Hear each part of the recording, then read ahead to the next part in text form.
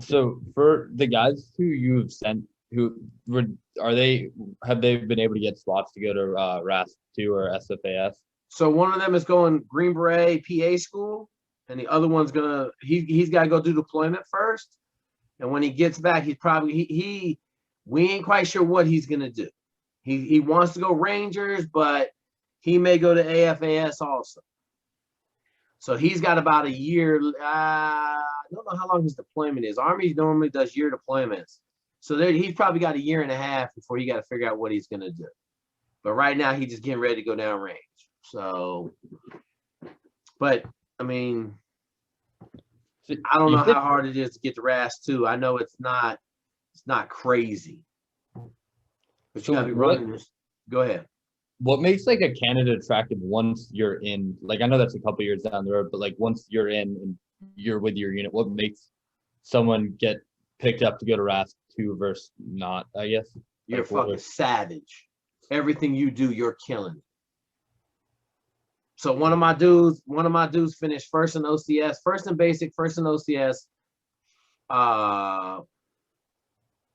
And then he got to his unit, he's killing it. The other dude got to his unit and they selected him over like 5 second lieutenants that had been there for like a year, or first lieutenants, and put him in charge. So like you got to kill it, man. Like it's the same thing as always. Every time you get to a new place, you got to do really good. Then you get more opportunities. If you suck, they ain't gonna give you no opportunities. Yes, sir. Do you recommend trying to go OCS versus ROTC? Do you see an advantage in one of those?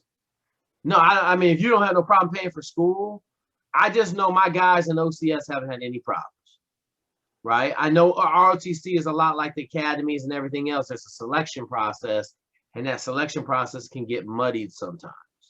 And you're at Norwich competing against a bunch of really good dudes. You know what I'm saying? So I don't really have I don't have any insider trading information on which one is better. I know, I just think at some point, like I just know that the OCS guys I got don't have no problems getting OCS. Okay.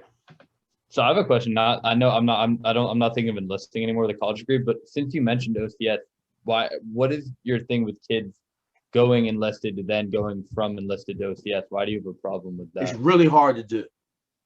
So did you watch the videos on my Green Beret, on my Army infantry officer? It's like first lieutenant. I think I've watched a ton of your videos. Did you hear him talking about how there's 4 guys in his platoon that have college degrees and all they do is cry every day because they put in packages, but command won't approve their packages? I don't think I've watched that video. Okay, so there's a great video on, he talks about it, man. There's 4 dudes in his platoon. And because like what happens is if you put a package in and you get accepted to OCS, they lose you. So nobody wants to lose anybody. So, and it's hella selfish, right?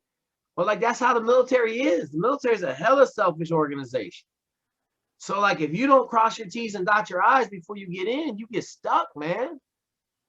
So like I don't ever recommend that. When you got a college degree, man, like you're foolish if you spent 4 years in school to go enlist, when you had an opportunity to be an officer. Now, I got a couple dudes that have went and enlisted and are killing it, okay?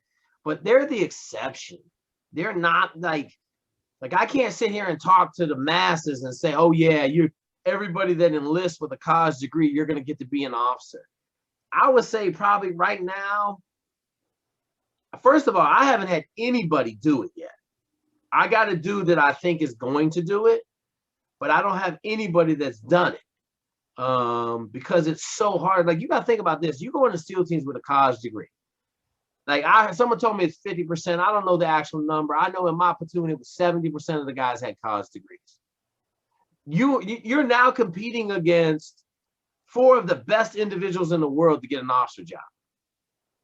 So it's hard to beat those dudes, right? And everybody says, I'm special, I'm gonna do it. And then they get there and they're standing next to Superman, Iron Man, Wonder Woman, and the Incredible Hulk, and they're like, damn, I ain't got no chance. Right? Because I don't think people understand how high the performance is in those communities. And how high a performance you have to shine enough for them to say, oh, I want you to be an officer. That's what's being missed.